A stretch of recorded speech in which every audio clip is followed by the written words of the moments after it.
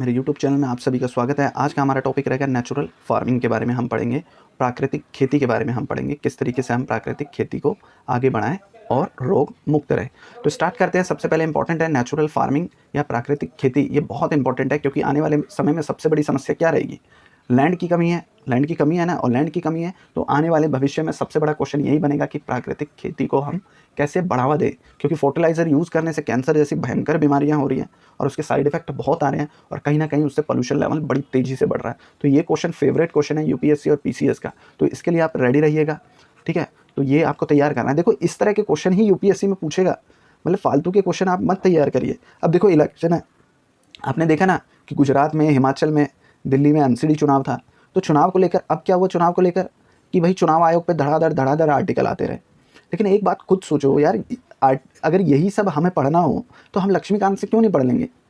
चुनाव आयोग के बारे में कितने अच्छे से, कितना डिटेल में लक्ष्मीकांत में दे रखा है, लेकिन आपको 20 दिन मल्टीप्लाई लगभग 5 आर्टिकल आपको डेली कराए जा रहे हैं।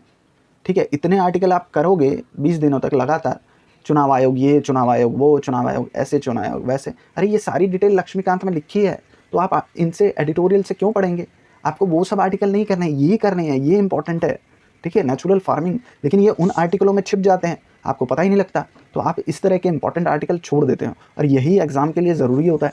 ठीक है, चुनाव आयोग में अगर पूछेगा भी तो क्या पूछेगा? वो घिसी पिटी बातें पूछेगा, और हाँ, वो हमारी डिटेल में लक्ष्मीकांत में लिखी है। उससे अलग चुनाव आयोग ने क्या किया है? हर साल, हर 5 साल बाद चुनाव होता है गुजरात का, हर 5 साल कुछ ना कुछ होता है। हाँ भाई, जो पॉलिटिकल साइंस ऑप्शनल क्या है वो थोड़ी नज़र रखेंगे, हाँ भाई कितनी क्या सीटें रही, क्योंकि वो मेंस में 1-2 पॉइंट लिखने के होते हैं या इंटरव्यू में पूछ ले तो आपको थोड़ा बहुत बेसिक पता होना चाहिए। तो इससे ज़्यादा आपको पढ़ने की ज़रूरत नहीं है। तो इस तरह से पढ़िए। देखिए, यूट्यूब पे बहुत भयंकर ट्रेंड चला हुआ है। ठीक है, ये बच्चों को मूर्ख बनाने का ट्रेंड है। यूट्यूब पे क्या करेंगे, आपको धड़ाधड़ आर्टिकल कराते रहेंगे, एडिटोरियल कराते रहेंगे, आपको 20-25 डेली के 15-15, 10-10 आर्टिकल करा देंगे, लेकिन एक्चुअल में वो आपके एग्जाम के लिए ज़रूरी नहीं होते। और फिर क्या करेंगे, महीने भर तक, 1 महीने तक आपको कराते रहेंगे एडिटोरियल। 1 महीने बाद आप बोर हो जाओगे, देखोगे यार कुछ हो तो है नहीं रहा, फिर एक भयंकर सा महामहिम बैच लॉन्च कर देंगे, 5-6 टीचर ले आएंगे, अब ये आपको सिलेक्शन दिला देंगे। लेकिन असल में ऐसा कुछ नहीं होता। हर 2 महीने में कोई ना कोई बैच लॉन्च होता है। 2-3 महीने में बैच लॉन्च करेंगे, 2-3 हज़ार एडमिशन ले लेंगे, बस यही काम है। ठीक है, इसके अलावा उनका कोई काम नहीं है। यही काम करेंगे, बार बार 2-3 महीने में एडमिशन लॉन्च करते रहेंगे और आपको मूर्ख बनाते रहेंगे। और सबसे बड़े मूर्ख तो आप लोग हैं जो उनकी बातों में आके एडमिशन भी ले लेते हैं और मूर्ख भी बन जाते हैं। ठीक है ना, आपको ऐसा बिल्कुल भी नहीं करना है। एक ही आदमी आपका सिलेक्शन दिला सकता है, वो है आप खुद। आप अपनी तैयारी को मजबूत रखें, डेली अपने जो जो आपके लिए ज़रूरी है केवल वही आप एडिटोरियल तैयार करें।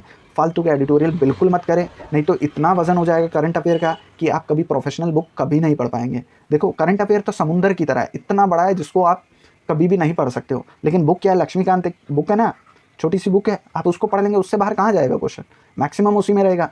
रामशरण शर्मा है, ठीक है, इतनी बढ़िया बढ़िया बुक है यार, उनको पढ़ो आप। ये फालतू की बुक मत पढ़ो, पढ़ोगे तो बहुत उलझने होगी और बाद में आपको दिक्कत आनी डेफिनेटली है। सोचो, अब हमारी बुक आती है, क्या नाम है, विपिन चंद्रा।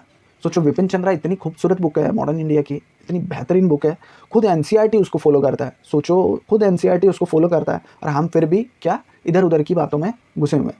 तो मेरे देखो, मैं तो बोल देता हूँ, फॉलो करना आपकी बात है, और मैं ये भी नहीं कह रहा हूँ मेरे को फॉलो करो या किसी भी टीचर को फॉलो करो। आप अपने खुद के नोट्स बनाओ, बढ़िया तरीके से बनाओ और एग्जाम पॉइंट ऑफ व्यू से बनाओ। नहीं तो हर साल इलेक्शन होता है, हर साल इलेक्शन होगा, मतलब कोई ना कोई स्टेट का इलेक्शन होता रहता है ना, हर साल 2 साल में होता रहता है। वहाँ भी एक नए नए वादे किए जाते हैं। तो ऐसे ही एग्जाम आने से पहले नए नए वादे करेंगे, आपका एडमिशन लेंगे, इसके अलावा आपके साथ कुछ नहीं होने वाला है। आप केवल अपनी तैयारी पे फोकस करें, वो बेटर रहेगा। तो नेचुरल फार्मिंग पे हम आते हैं अपने मुद्दे पे। तो बढ़ती मांग किसानों की फसल को, उत्पादन को बढ़ावा। देखो अब क्या हो रहा है, पॉपुलेशन बढ़ रही है तो इसकी डिमांड भी बढ़ेगी ना। डिमांड बढ़ेगी ना, किसकी? फसल की। फसल उत्पादन की डिमांड बढ़ेगी तो किसान की भी मांग बढ़ेगी ना। जब भाई हमें जनसंख्या बढ़ेगी तो खाने के लिए भी तो चाहिए ना, तो डिमांड बढ़ेगी और किसानों की भी मांग बढ़ेगी।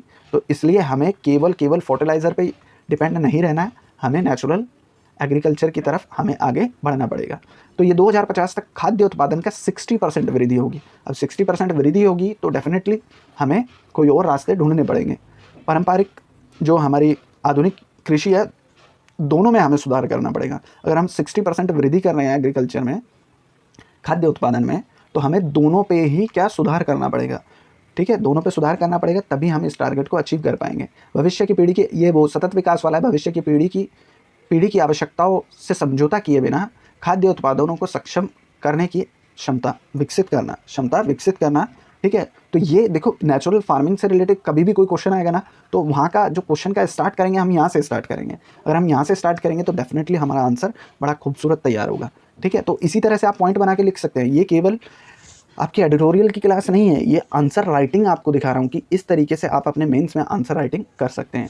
ठीक है, आगे हम बढ़ते हैं। देखो अब समस्या क्या है, अब नेचुरल फार्मिंग पे अगर क्वेश्चन आएगा तो समस्या तभी तो आपसे सोल्यूशन पूछ रहा है वो, तो समस्या आपको पता होनी चाहिए। सिंचाई के लिए मानसून पर निर्भर, अब देखो पूरा भारत किस पे, मानसून पर निर्भर रहता है। एक बार मानसून ने धोखा दे दिया और क्लाइमेट चेंज इतना हो रहा है कि मानसून गड़बड़ा रहा है, कोई ना कोई इशू क्रिएट कर रहा है, कभी जल्दी आ रहा है, कभी देरी से आ रहा है, कभी सर्दी कम पड़ती है, कभी सर्दी ज़्यादा पड़ती है। सर्दी पहले नवंबर में स्टार्ट हो जाती थी, अब दिसंबर में जाके स्टार्ट हो रही है। तो ये क्या चेंजिंग आ रहे हैं, तो मानसून का बहुत बड़ा इफेक्ट होता है किस पे, एग्रीकल्चर पे।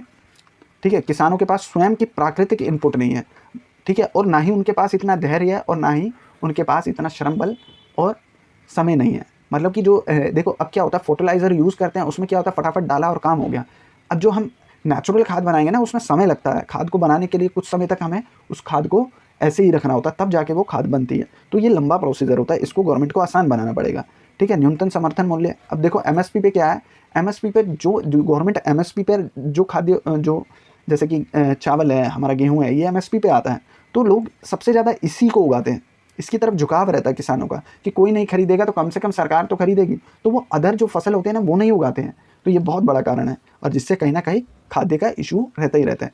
पहले जैविक राज्य सिक्किम था, देखो सिक्किम पहला राज्य है जिसने जैविक खेती को अपनाया, लेकिन जैविक खेती अपनाने से क्या हुआ कि उपज में गिरावट आई। जब जैविक खेती का उपयोग करेंगे हम, तो एकदम से तो बढ़ेगी नहीं, उसमें गिरावट आएगी। जैसे हमने फर्टिलाइज़र यूज़ किया, एकदम से उत्पादन तो हमारा बढ़ गया, लेकिन कुछ सालों बाद धीरे धीरे उसकी उर्वरक क्षमता घटती गई और धीरे धीरे क्या उत्पादन कम होता रहा। ऐसे ही हम प्राकृतिक खेती करेंगे, जब हम नेचुरल फार्मिंग करेंगे तो उत्पादन कम होगा, लेकिन धीरे धीरे ही तो बढ़ेगा ना, धीरे धीरे ही बढ़ेगा। तो हमें ये याद रख के नेचुरल फार्मिंग को अपनाना पड़ेगा। आगे हम बढ़ते हैं। देखो सरकार, ऐसा तो है नहीं सरकार खाली हाथ बैठी है, सरकार ने भी कुछ पहल करी है नेचुरल फार्मिंग को लेकर। तो सतत कृषि मिशन, ठीक है, परंपरागत कृषि विकास योजना, राष्ट्रीय कृषि विकास योजना, और ये पूर्वोत्तर राज्यों के लिए योजना है। तो ये सब योजना, इनमें से जो भी आपको याद रहे ये आप लिख सकते हैं।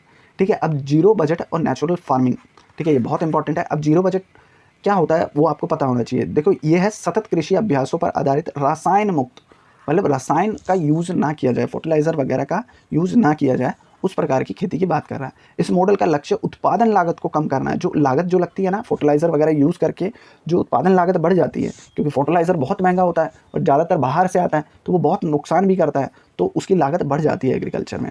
ठीक है, और कृषि क्रांति से पहले की कृषि पद्धति को वापस लाना, जो पहले जो हरित क्रांति से पहले हम नेचुरल फार्मिंग करते थे, वहाँ तक हमें पहुँचना है। उर्वरक, कीटनाशक, सिंचाई जैसे महंगे इनपुट की आवश्यकता नहीं है। जब फर्टिलाइज़र यूज़ करते हैं हम, कीटनाशक वगैरह दवाइयाँ डालते हैं, तो उसमें क्या ज़्यादा पानी की आवश्यकता होती है सिंचाई के लिए। ठीक है, वो ज़्यादा पानी की मांग करते हैं, तो इस तरह से वो कृषि और महंगी होती जाती है। तो इसलिए नेचुरल फार्मिंग या जीरो बजट नेचुरल फार्मिंग की बात कर रहा है।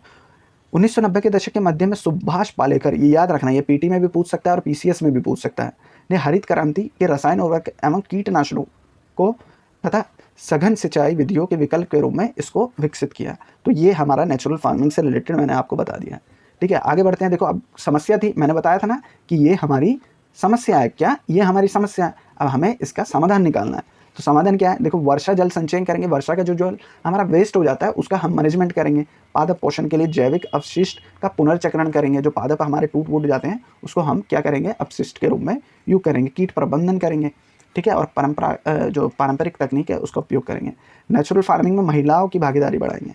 ठीक है, तो इसका भी हम करेंगे। देखो महिला का क्या रोल होता है, महिला केवल महिला नहीं है, महिला की बागडोर पूरे परिवार में होती है। देखो महिला अगर नेचुरल फार्मिंग को यूज़ करेगी, उसको हम समझाएंगे कि फर्टिलाइज़र से बीमारियां फैलती है और कहीं ना कहीं बच्चों के हेल्थ के लिए भी सही नहीं है। तो क्या कोई भी माँ अपने बच्चे के हेल्थ से कोई भी रिस्क लेगी, कभी नहीं लेगी, तो वो कहीं ना कहीं इसको सपोर्ट करेगी। ठीक है, तो हमें महिला की भागीदारी बढ़ानी पड़ेगी। और राष्ट्रीय कृषि संवाद में विविध दृष्टिकोण को शामिल करना पड़ेगा। जो राष्ट्रीय संवाद होता है कृषि से रिलेटेड, उसको हमें बढ़ावा देना पड़ेगा। ग्रामीण स्तर पर इनपुट तैयार करने पड़ेंगे, जैसे कि बिक्री की दुकानें स्थापित करनी पड़ेगी और उनको किसानों से जोड़ना पड़ेगा, आपस में कनेक्ट होंगे जभी तो ये काम बड़े स्तर पर कर पाएंगे। लघु उद्यमों को सरकार द्वारा सहायता दी जानी चाहिए। जो छोटे उद्योग हैं, मतलब जो एग्रीकल्चर से रिलेटेड छोटे उद्योग लोग चला रहे हैं, सरकार को सहायता देनी पड़ेगी ताकि प्राकृतिक इनपुट उपलब्ध हो सके ग्रामीण स्तर पर। तो ये हमारा आज का टॉपिक था, तो ये हमने कर लिया है। उम्मीद करता हूँ कि आपको बढ़िया लगेगा। और ऐसे ही हमारे चैनल पर जुड़े रहे। प्लीज़ चैनल को लाइक सब्सक्राइब ज़रूर करें। Thank you.